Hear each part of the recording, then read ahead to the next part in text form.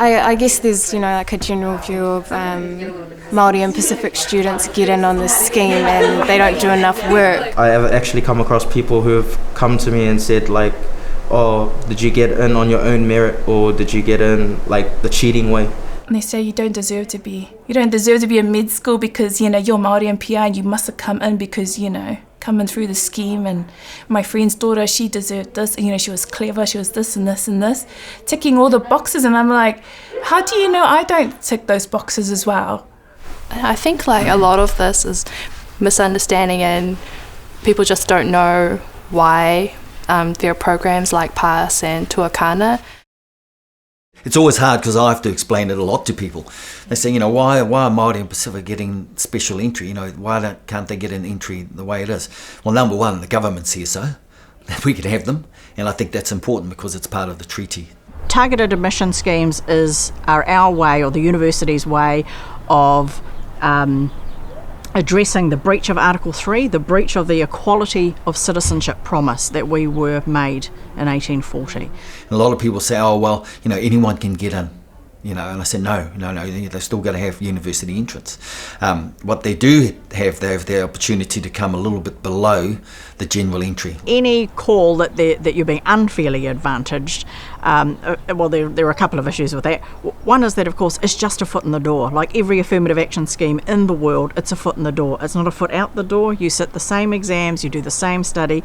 We have an expectation that you might have got in with lower marks. It means you still have to work just as well, just as hard, and we still expect you to be an A student. You have to do the same work as everybody else, and so the unfair advantage also doesn't take account of the fact that underlying that is an assumption that there was a level playing field to start with. There isn't. Everybody knows that the primary and secondary schooling in New Zealand disadvantages Māori and Pasifika students. The educational disparities, they're related to our colonised experience. They're related to deliberate attempts to divert Māori from an education future. We were siphoned off into native schools. I went to a native school when I was in primary school, and one end of town was all the Māori students, all the Māori kids went to one school and all the Europeans went to the other. We were there not to become academics, we were there to learn how to sew and to do things like that. There was an innate racism around our ability. So, nearly 200 years of alienation, dispossession, led to socioeconomic deprivation, inequalities, and all of the life indicators that led us to the position where we are incapable, generally, of meeting things like general admission standards. And I think we should be mindful that affirmative action does give the message that it's something extra, something more is happening for Māori students. When actually MAPAS is because we're having so much less. And MAPAS is because we aren't getting access. It's because of an injustice that's happening to us in our secondary education, in our society, and poverty, and deprivation, and the huge determinants of health, everything that all packages up to an environment where Māori don't succeed. That's affected by colonisation, it's affected by all of that. So MAPAS is, in Paparangi's words, restorative justice, not affirmative action. It's not doing more, it's just bringing it up to a level playing field. So MAPAS is not racist. MAPAS is not privileging Māori or Pacific. MAPAS is not wrong. MAPAS is incredibly right, and it's about doing justice for those that have got hardly anything. If there's no opportunity for us to sort of work our way up the ladder, then we're always going to be down the gutter where everyone sees us. So we're just trying to level it up, even up, because right now it's like this. So if you keep doing the same, you're going to keep the gap. You have to do more to make it fair. So it's a big difference between equity and equality. If you do the same, that's what's going to happen. You're never going to get the same opportunity for Māori as non-Māori. So you have to level it up. And so MAPAS is this levelling step. For me, I think it's important because our communities out there are looking for engineers. And the industry is saying to us that they need more Māori and Pasifika engineers, simply because they bring a different personality to the profession. The population of New Zealand has become increasingly diverse, so we need to reflect that population, and more specifically the need in the community to have lawyers that look like them, judges that look like them, general practitioners that look like them, that speak their language, and not just their literal language, but their cultural language, and that they're able to engage with and connect to. What we do know from international evidence is that they call it racially concordant physician and patient. There's better health outcomes. There's better health outcomes because doctors spend longer talking to somebody of their own ethnic background. They explain things more. They don't make assumptions necessarily as much. That's really important. I mean, numerous psychological studies confirm that. It's a really important means of engaging with other people, that you are able to, that you're able to connect with them and understand who they are. Hand in hand with the admission scheme is the Māori Academic Program, which operates around the university under the Tuākana network. It's unethical to let students in and then not support them once they're through.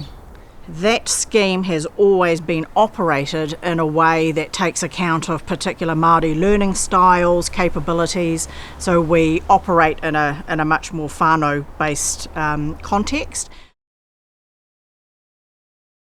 I expect excellence in Māoridom. I'm Māori and I'm very proud of it, and I've always expected excellence is normal, legitimate, it's valid, and that it aligns with being Māori.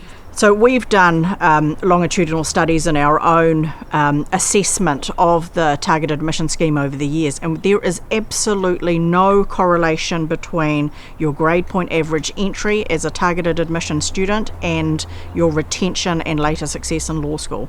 So if you come in with a 3.0 when the average is 6.8, you are no less likely to pass Part 2 or Part 3 than any other student. The grade point averages, some of them are doing excellently, and it's just so exciting to see. Through the engineering faculty, we've had guys come through the admission scheme and end up doing better than those who have come in through the general admission. The payoff in the end has been a huge number of practitioners. So in the last 25 years, there are now around 500 Māori practitioners, and many more Māori who are qualified that work in the civil service and other suitable careers. Quite thankful to this day that I got the letter saying you've been accepted through the targeted admission scheme, because never really looked back since then.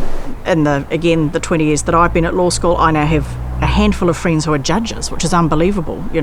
Mitiria Tude was one of our first targeted admission scheme students. She was a solo mother who dropped out of Hawera High School.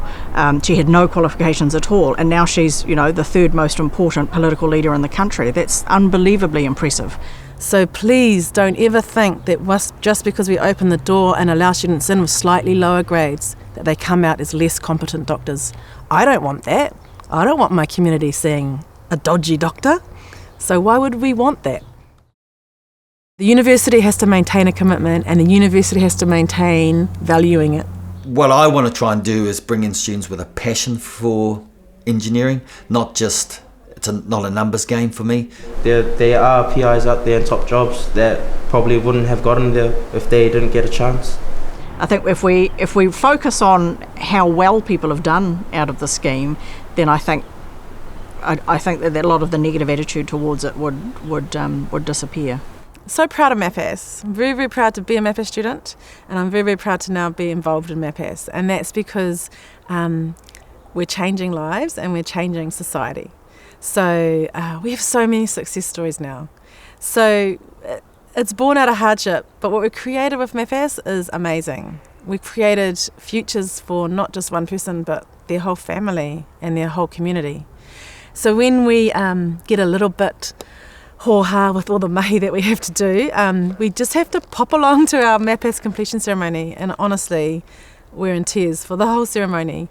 And it just reminds us, because these are dreams for everyone, and they're not just the dreams for the students. And the ones that show the most joy are the grandparents' faces.